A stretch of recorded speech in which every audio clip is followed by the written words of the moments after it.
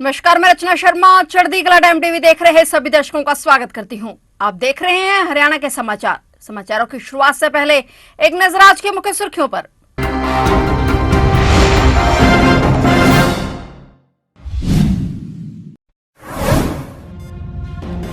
CM Nayab Saini की हुई पहली कैबिनेट मीटिंग, कैबिनेट और राज्य मंत्री हुए शामिल, कई अहम मुद्दों पर हुई चर्चा।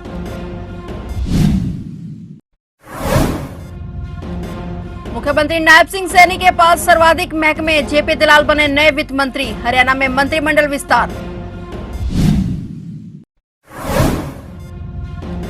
क्या दुष्यंत नहीं लड़ेंगे लोकसभा चुनाव? हिसार में नैना तो कुरुक्षेत्र में दिग्विजय ठोकेंगे ताल। करनाल में मनोहर लाल के सामने हल्का उम्मीदवार नहीं उतारेगी जेजेपी।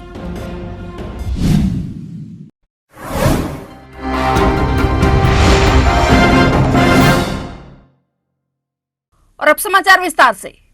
हरियाणा के नए मुख्यमंत्री नायब सिंह सैनी की आज पहली कैबिनेट मीटिंग बुलाई गई। यह मीटिंग 11 बजे हरियाणा सिविल सचिवालय में हुई। इस मीटिंग में पोर्टफोलियो मिलने के बाद नायब मंत्रिमंडल के सभी कैबिनेट मंत्री और राज्य मंत्री शामिल हुए। हालांकि प्रदेश में लोकसभा चुनाव को लेकर आचार संहिता लगी हुई है, इस कारण से इस मीटिंग में मुख्यमंत्री ने अपने मंत्रियों के साथ सिर्फ चर्चा की, साथ ही मंत्रियों का आपस में परिचय किया गया।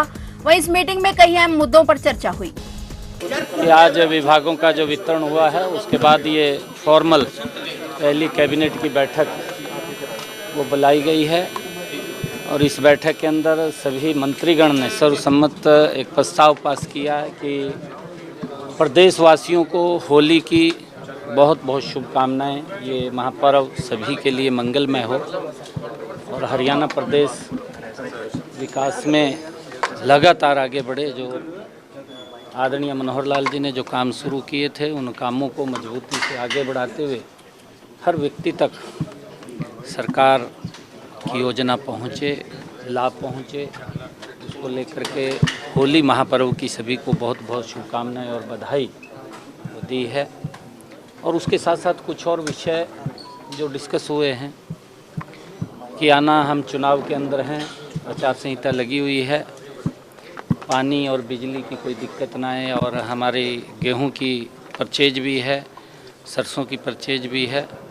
26 तारीख से उसको कर रहे हैं कि वहाँ भी आगे भी उसकी कोई समस्या दिक्कत लोगों को ना हो, उसको लेकर के मुख्यमंत्री नायब सिंह सैनी ने गृह राजस्व और आपदा प्रबंधन विभाग तथा आबकारी और कराधान विभाग सहित 13 महकमे अपने पास रखे हैं। मनोहर सरकार में कृषि और पशुपालन मंत्री रहे जेपी दलाल नए वित्त मंत्री बने हैं। वही कैबिनेट मंत्रियों मूलचंद शर्मा, कंवरपाल गुर्जर, डॉक्टर बनवारी लाल और डॉक्टर कमल गुप्ता को नई सरकार में और पावरफुल किया गया है। हरियाणा भाजपा मुख्य नायब सिंह सैनी द्वारा राज्य का मुख्यमंत्री पद संभालने के लिए लगभग 11 दिन बाद देर रात मंत्रियों में नए सिरे से विभागों का बंटवारा हो गया है। इनके अलावा बिजली और जेल मंत्री रणजीत सिंह चौटाला के विभागों में कोई बदलाव नहीं किया गया। राज्य मंत्रियों सीमा त्रिखा, महिपाल ढांडा, असीम गोयल, अभय यादव, सुभाष सुधा, विशंबर वाल्मीकि और संजय सिंह को भी अहम विभाग सौंपे गए हैं। हरियाणा में भाजपा से ताजा अलग हुई जननायक जनता पार्टी ने लोकसभा चुनाव लड़ने को लेकर होमवर्क लगभग पूरा कर लिया है। जेजेपी प्रदेश की 4 लोकसभा सीटों हिसार, भिवानी, महेंद्रगढ़, सिरसा और कुरुक्षेत्र में जीतने के इरादे से चुनाव लड़ेगी, जबकि करनाल लोकसभा सीट का चुनाव पार्टी की दमदार उपस्थिति दर्ज कराने के लिए लड़ा जाएगा। पूर्व उप मुख्यमंत्री दुष्यंत चौटाला इस बार लोकसभा चुनाव नहीं लड़ेंगे। वहीं हिसार से नैना चौटाला तो कुरुक्षेत्र में दिग्विजय सिंह चौटाला चुनाव लड़ेंगे। दिग्विजय चौटाला पूर्व में सोनीपत लोकसभा सीट से पूर्व सीएम भूपेंद्र सिंह हुड्डा के सामने लोकसभा चुनाव लड़ चुके हैं। भिवानी महेंद्रगढ़ में नांगल चौधरी के पूर्व विधायक राव बहादुर सिंह का चुनाव लड़ना लगभग तय है। जेजेपी के वरिष्ठ उपाध्यक्ष होने के नाते हरियाणा के पूर्व डिप्टी सीएम दुष्यंत चौटाला ने प्रदेश की सभी 10 लोकसभा सीटों पर चुनाव लड़ने को लेकर पार्टी कार्यकर्ताओं की राय जानी है। हरियाणा के राज्यपाल बंडारू दत्तात्रेय से हरियाणा राजभवन में हरियाणा परिमंडल अंबाला के मुख्य postmaster general colonel SFH Rizvi ने शिष्टाचार मुलाकात की और राज्यपाल को भारतीय डाक विभाग द्वारा श्री राम जन्मभूमि मंदिर अयोध्या पर जारी की गई 6 डाक टिकटों और पुस्तकों का एक सेट व्यक्तिगत रूप से भेंट किया। कर्नल SFH रिजवी ने राज्यपाल दत्तात्रेय को बताया कि श्री राम जन्मभूमि मंदिर में प्राण प्रतिष्ठा का शुभ अवसर राष्ट्र के लिए एक ऐतिहासिक दिन रहा। इस अवसर पर डाक विभाग ने इन 6 डाक टिकटों के मुद्रण में श्री राम जी के चैतन्य भाव और कृपा से ओतप्रोत श्री राम जन्मभूमि के जल और मिट्टी को उपयोग में लिया है। इन डाक टिकटों में चंदन की सुगंध है। इन डाक टिकटों के साथ श्री राम की गाथा पर एक पुस्तक भी भेंट की गई। फरीदाबाद भाजपा जिला कार्यालय पर नवनियुक्त मंत्रियों का स्वागत समारोह कार्यक्रम का आयोजन किया गया। इस मौके पर फरीदाबाद जिले के सभी भाजपा के कार्यकर्ता मौजूद रहे।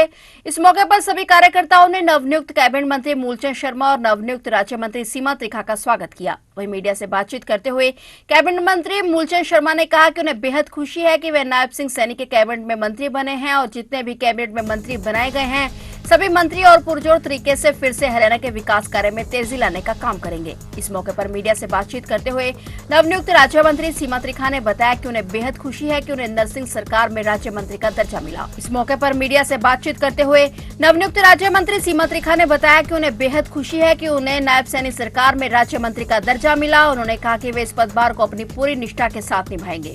आज जिला फरीदाबाद में भारतीय जनता पार्टी के सभी कार्यकर्ताओं का दोबारा मंत्री बनाने पर मेरी छोटी बहन सीमा त्रिखा को मंत्री बनाने पर आज स्वागत समारोह में केंद्र सरकार और प्रदेश का अपनी सभी भारतीय जनता पार्टी सबका धन्यवाद करता हूँ और स्वागत करता हूँ। जो जिम्मेदारी दी उस जिम्मेदारी को हम निभाएंगे और निष्ठा के साथ और पूरे हर व्यक्ति तक उसका निभाने का काम करेंगे।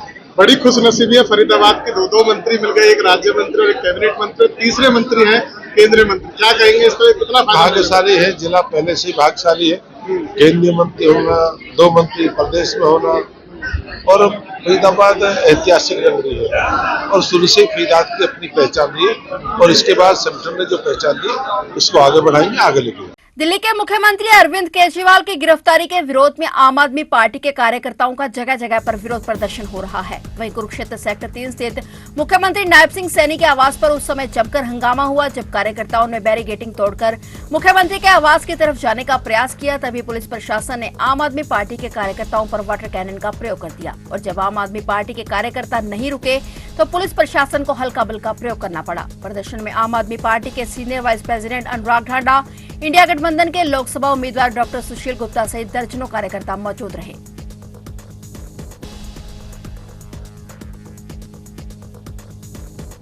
धारूहेड़ा स्थित ऑटो पार्ट्स बनाने वाली लाइफ लॉन्ग कंपनी में बॉयलर का डस्ट कलेक्टर फट जाने से हुए हादसे में मरने वालों की संख्या बढ़कर 12 से अधिक हो गई है। 2 लोगों ने आज सुबह रोहतक पीजीआई में उपचार के दौरान दम तोड़ दिया। इसमें बिहार के जिला सारण में गांव चैनपुर निवासी सल्लू उम्र 22 साल और नॉर्थ ईस्ट के संबोली में नंदनगरी मंडोली निवासी दयाशंकर उम्र 42 साल शामिल हैं। ये दोनों एक हफ्ते से पीजीआई में भर्ती थे।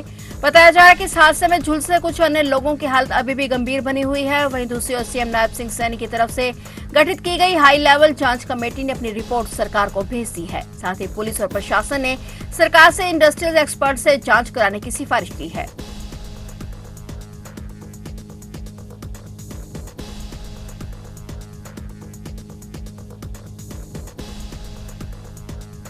पुलिस अधीक्षक सुरेंद्र सिंह भोरिया ने होली के मौके पर जिला वासियों को शुभकामनाएं दी हैं। साथ ही नागरिकों से अधिक सतर्क रहते हुए रंगों और खुशियों के पर्व होली को सुरक्षित और इको फ्रेंडली तरीके से मनाने का भी आग्रह किया। वहीं उन्होंने कहा कि होली के पावन पर्व पर किसी प्रकार की हुड़दंगबाजी बर्दाश्त नहीं की जाएगी। त्योहार की आड़ में हुड़दंगबाजी करने वाले शरारती तत्वों पर पुलिस की पैनी नजर रहेगी। होली पर्व के दौरान किसी भी अप्रिय घटना से बचने के लिए पर्याप्त व्यापक प्रबंध किए गए हैं। शराब पीकर वाहन चलाने वालों पर नजर रखने के लिए विशेष बैरिकेड्स लगाकर नाकाबंदी करके चेकिंग के आदेश जारी किए गए हैं। वहीं सार्वजनिक स्थानों पर गश्त के लिए पुलिस कर्मियों की संख्या भी बढ़ाई गई है।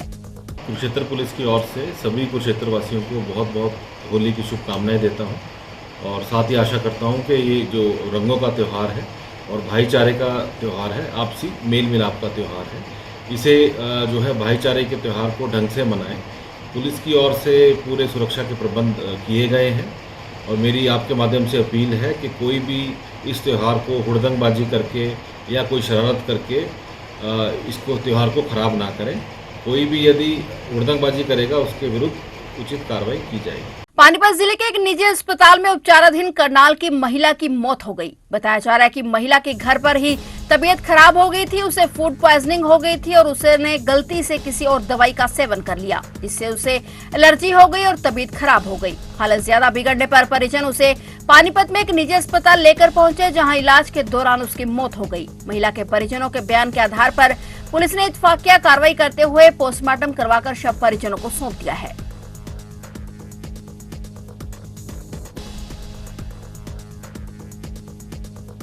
फिलहाल हरियाणा के समाचारों में इतना ही, और नए समाचारों के साथ फिर से हाजिर होंगे। तब तक के लिए देखते रहिए चढ़ती कला टाइम टीवी, और अब मुझे दीजिए इजाजत। धन्यवाद।